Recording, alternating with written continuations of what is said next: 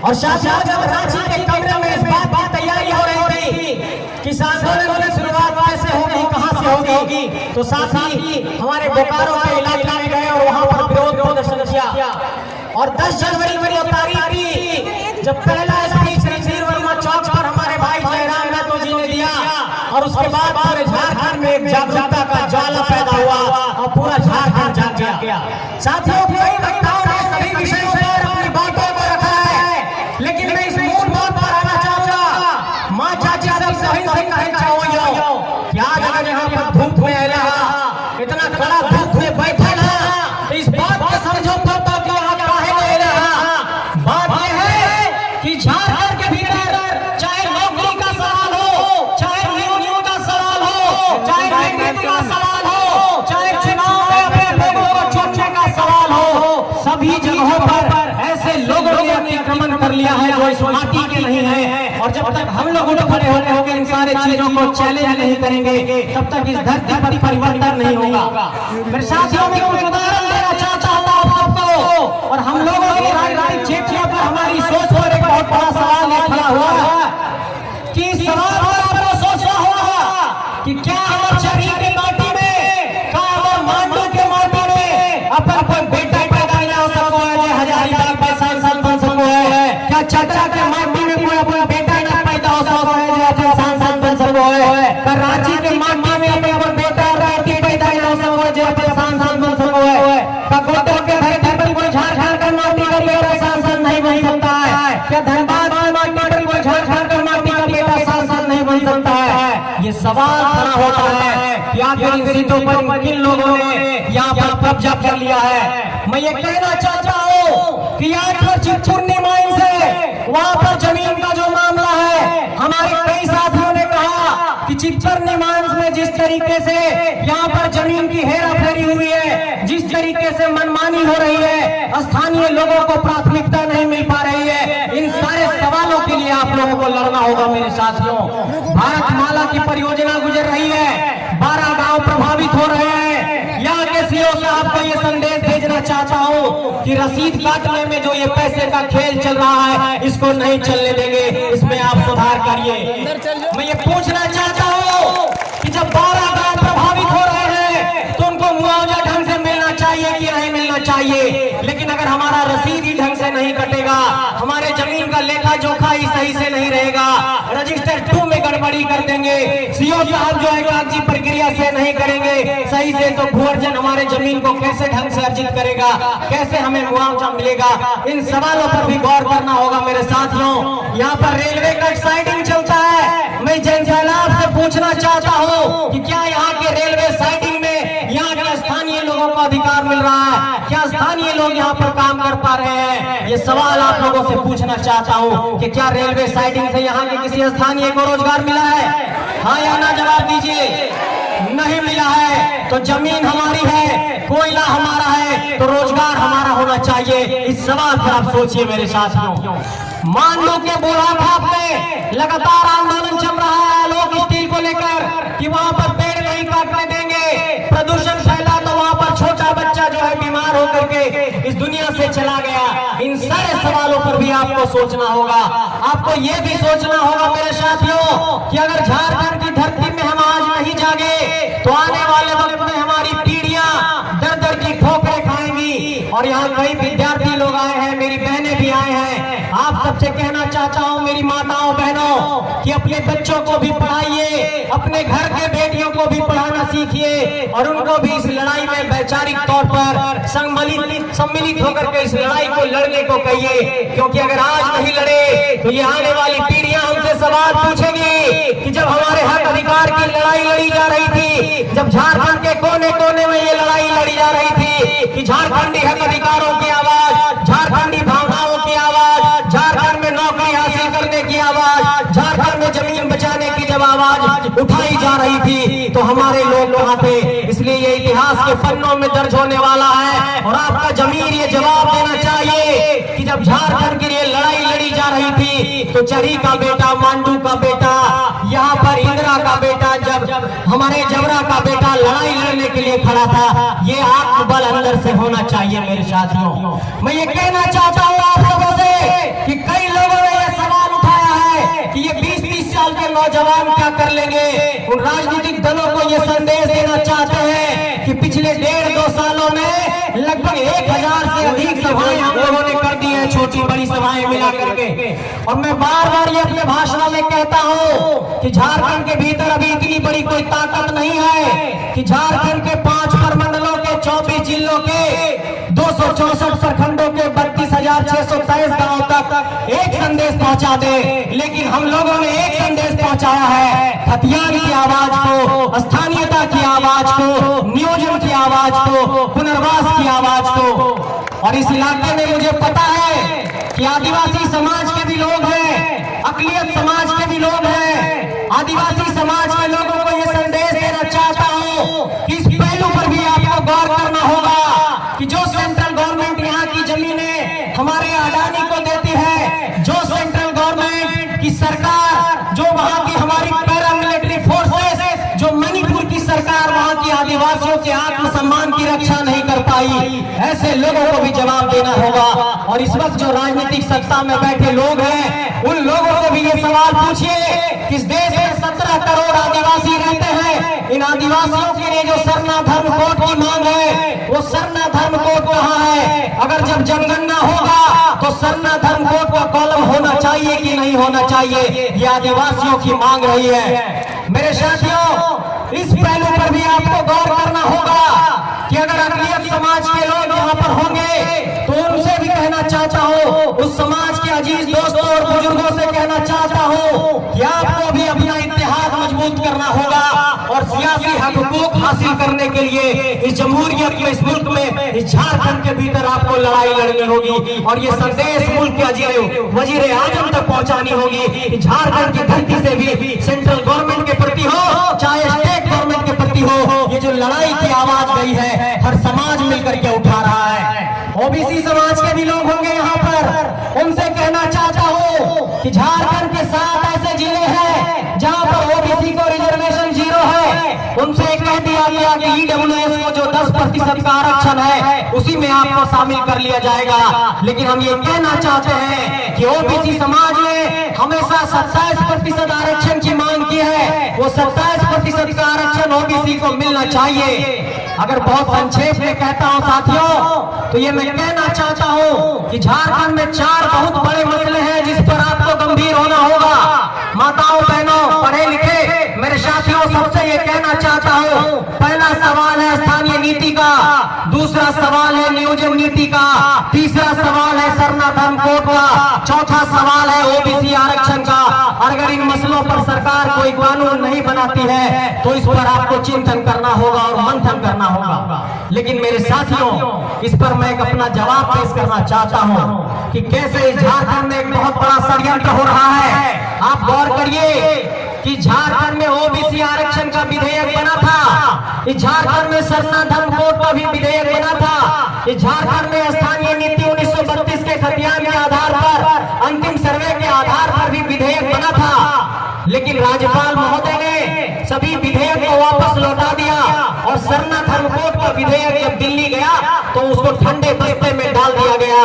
महामहिम राज्यपाल महोदय को यह संदेश देना चाहता हूं इस बिरसा की धरती से, इस बिरसा के फुटबॉल मैदान से, कि अगर झारखंड की 3.25 करोड़ की आबादी ये कह रही है कि हमें खतियान आधारित स्थानीय नीति चाहिए, हमें 1932 के आधार पर खतियान आधारित स्थानीय नीति चाहिए, हमें अंतिम सर्वे के आधार पर चाहिए, हमें 1964 के सर्वे के आधार पर चाहिए, हमें 1954 के सर्वे के आधार पर चाहिए, तो महामहिम को उस विधेयक को वापस नहीं लौटाना चाहिए। जो सरकार ने कहा था कि इसे 9वीं अनुसूची में शामिल करिए, उसमें शामिल करना चाहिए था। मेरे साथियों, यहाँ के विधायकों के चेहरे को मैं आप सबके सामने रखना चाहता हूँ। जब हमारे भाई देवेंद्र भाई ने एक अभियान की शुरुआत की कि यहाँ के विधायकों से हस्ताक्षर लेते हैं कि स्थानीय नियोजन नीति पर उनकी राय क्या है, तो 72 विधायकों ने कहा कि आपके स्थानीय और नियोजन नीति के आंदोलन में हम सब साथ हैं, लेकिन जब यही विधायक 72 विधायक सदन के अंदर जाते हैं तो उसमें कुछ ऐसे विधायक हैं जो कागज पर तो साइन कर देते हैं कि बाबू तुम्हारे आंदोलन के साथ हैं, लेकिन जैसे ही सदन के अंदर जाते हैं उनके मुंह पर ताला लग जाता है। ऐसे दोहरे चरित्र के लोगों को बेदखल करना होगा, तब ये झारखंड की माटी बचेगी। मेरे साथ मेरी माँ बहनों, आप सबसे ये कहना चाहता हूँ कि आप लोग भी जेएसएलपीएस से जुड़े होंगे। जेएसएलपीएस की कई हमारे पास बहनें आती हैं। अभी जब रांची में आप लोगों का आंदोलन चल रहा था, उसमें वहां गया था, वहां के सीईओ से जाकर के मैं मिला कि अगर हमारी माँ बहन लोग काम कर रही है तो पैसा सीधे इनके अकाउंट में जाना चाहिए, पैसा दलाल के अकाउंट में जाता है जेएसएलपीएस में, इसको भी बर्दाश्त नहीं करेंगे। कई बहनों ने ये शिकायत की। सही बात बोल रहे हैं, जेएसएलपीएस वाला को डायरेक्ट नहीं ना मिलता पैसा, आप लोगों को दूसरे लोग देते हैं। तो काम हम करेंगे, धूप में पसीना हम बहाएंगे, हम गाँव जाकर के महिला दीदी को जोड़ेंगे और जेएसएलपीएस का पैसा कोई हमको देगा नौकर बना करके, इसको भी बर्दाश्त नहीं करेंगे। इसलिए मेरी माँ बहनों को भी अधिकार मिलना चाहिए, यह कहना चाहते हैं। मेरे साथियों, ये मैं कहना चाहता हूँ आज चरी की धरती से कि अगर बिहार बिहारियों के लिए है, अगर महाराष्ट्र मराठियों के लिए है, अगर पंजाब पंजाबियों के लिए है, तो ये झारखंड की धरती झारखंडियों के लिए है। इसे बचाने का संकल्प लीजिए। मैं ये कहना चाहता हूँ आप सबसे कि आपके ऊपर एक बड़ा सवाल खड़ा हुआ है कि जो बड़का गांव की माटी, जो चरी की माटी, जो इंदिरा की माटी, और जो यहाँ के सांसद ने आदर्श ग्राम को गोद लिया है, क्या नाम है? जरबा। आदर्श ग्राम जो जरबा को गोद लिया है, इस माटी से आपको अपना नेता निकालना होगा। और इस इलाके के एक बहुत बड़े लीडर हुए टेकलाल बाबू। टेकलाल बाबू ने कहा था कि जब वोट और बेटी देने का बात आए तो सोच समझ करके देना है। इसलिए 2024 में इस बात का ध्यान रखिएगा कि आने वाले वक्त में जब वोट करना हो तो किसी माटी के बेटा को करेंगे, किसी बक्सर के आदमी को वोट नहीं करेंगे जो ये कहता हो कि मुझे बक्सर का होने का गर्व है, जो ये कहता हो किसी बिहार की अदाकारा को बुला करके कि रहुआ आ रहा के बाद तो हम बक्सरे के बाद, ऐसा नहीं चलेगा। ये कहना होगा की बढ़ी के तो हम लोग चढ़ी के मिल के लड़ेंगे, ये लड़ाई लड़ना होगा। और जब तक ऐसा नहीं लड़ेंगे तब तक ये धरती जो है यहाँ पर लोग चर्चे रहेंगे, इसको चारागाह बनाते रहेंगे। आप गौर करिए कि क्या ये सवाल दिल्ली में नहीं खड़ा होता होगा जब यहाँ के सांसद देश के सबसे बड़े पंचायत लोकसभा के अंदर बोलते होंगे, तो देश के तमाम राज्यों के लोग ये सोचते होंगे कि 15 नवंबर 2000 की तारीख को ये झारखंड एक अलग राज्य के अस्तित्व में आया, फिर ये यहाँ पर बक्सर का आदमी हजारीबाग का सांसद कैसे बन जाता है, बक्सर का आदमी चतरा का सांसद कैसे बन जाता है, यूपी का आदमी धनबाद का सांसद कैसे बन जाता है, हरियाणा का आदमी रांची का सांसद कैसे बन जाता है, भागलपुर का आदमी गोंडा का सांसद कैसे बन जाता है। ये सवाल हमारी माटी पर खड़ा होता है कि जिस माटी ने बिरसा मुंडा को जन्म दिया, जिस माटी ने शेख भिखारी को जन्म दिया, जिस माटी ने सिद्धू कान्हू को जन्म दिया, जिस माटी ने टिकैत उमराव को जन्म दिया, जिस माटी ने टेकलाल बाबू को जन्म दिया, जिस माटी ने विनोद बाबू को जन्म दिया, जिस माटी ने रघुनाथ महतो को जन्म दिया, क्या वो माटी 81 विधायक 14 सांसद नहीं पैदा कर सकती है? ये सवाल आपके जेहन पर है मेरे साथ। और एक बात आप लोगों को मैं सभी सभाओं में ये बात कहता हूँ, लोग कहते हैं कि अरे झारखंडी लोग नेता बनने निकला है, इन लोग क्या कर लेगा देख लेंगे। उन लोगों से ये कहना चाहते हैं कि झारखंड में सरकार कभी कभी देखते होंगे पंचायत चुनाव कराने से डरती है। सरकार जानती है कि पंचायत का चुनाव कराएंगे तो उससे नेता पैदा होने लगेगा, उससे नेतृत्व का अंकुरण होने लगेगा, नेतृत्व का कौशल पैदा होने लगेगा। मेरे साथियों, मैं आप सबसे कहना चाहता हूँ कि झारखंड में 2010, 2015 और 2022 में 3 बार पंचायत का चुनाव हुआ।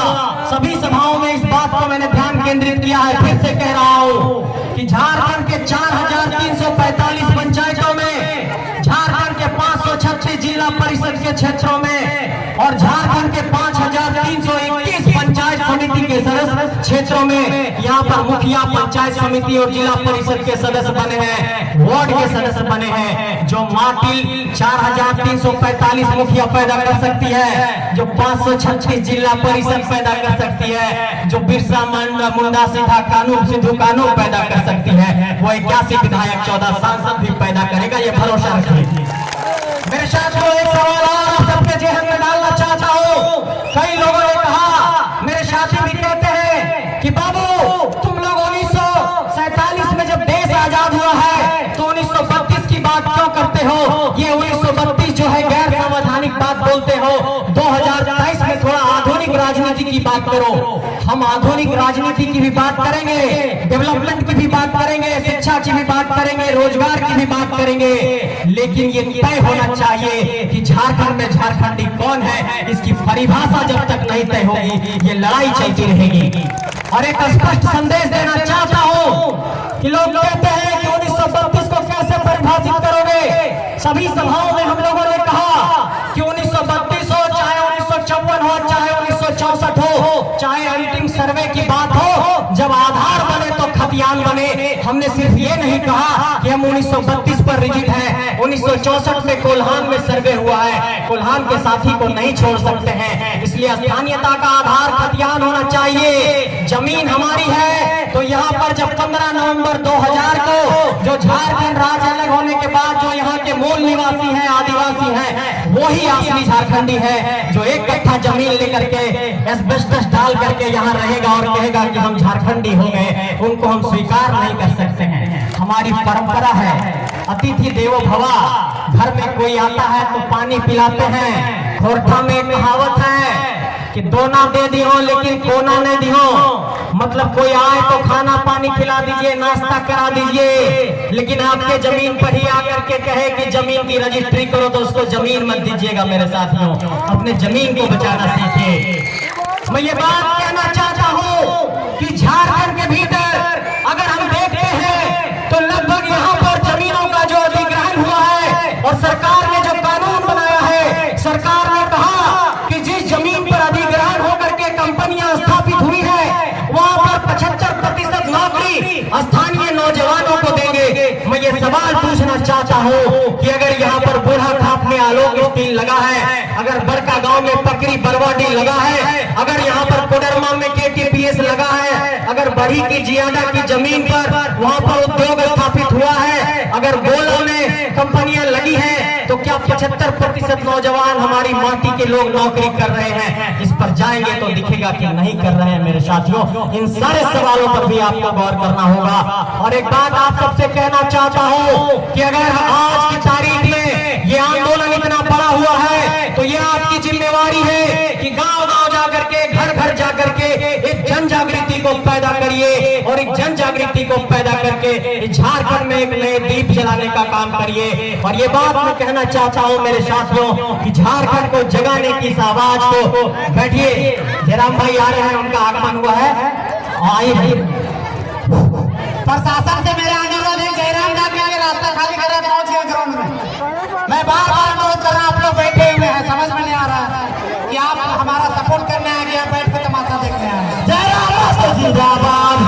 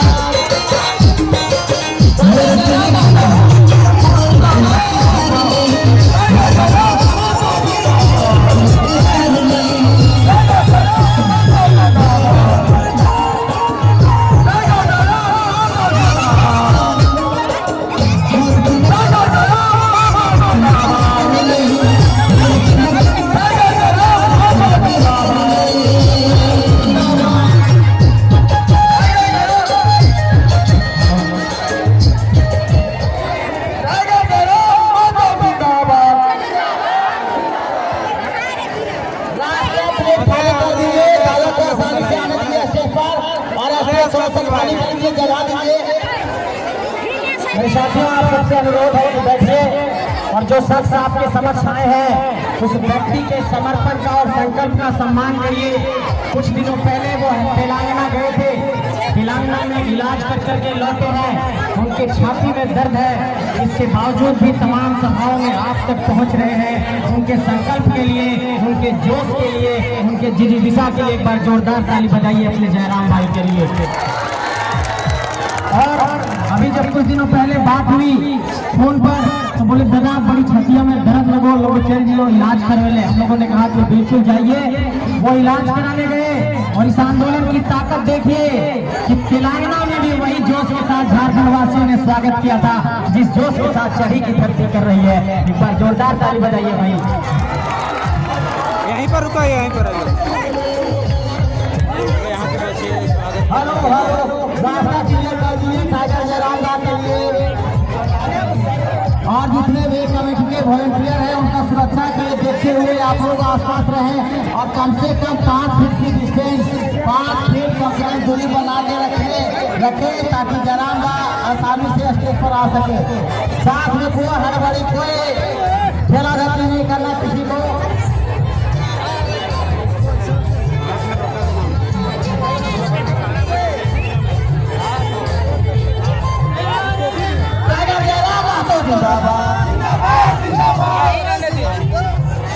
साथियों, आप लोग बैठिए, वो आ रहे हैं, मंच पर ही आए हैं, आपसे मिलेंगे।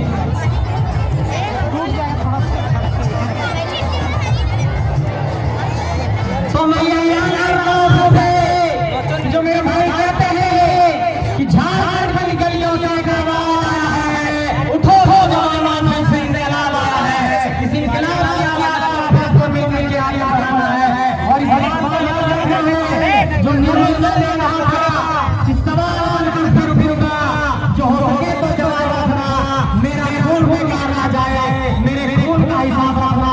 ये निर्मल का खून हिसाब रखने की एक बारी है और ये नहीं है बारी है। नौजवानों, आप पूछ रहा हूँ क्या इस इंकलाब में साथ आएगा? पहले चाचा लोग लौट देंगे, ऊपर हाथ उठा रहे हैं।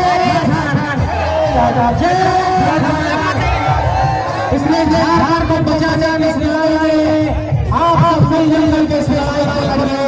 ये सब मिलकर के लड़ाई लड़ेंगे। ये झारखंड की विरासत एक साझी विरासत है, एक साझी संस्कृति है। यहाँ पर सब लोग मिलकर के रहते हैं, इसलिए आइए मिलजुल करके झारखंड को बचाने की आवाज को हम लोग साथ आते हैं।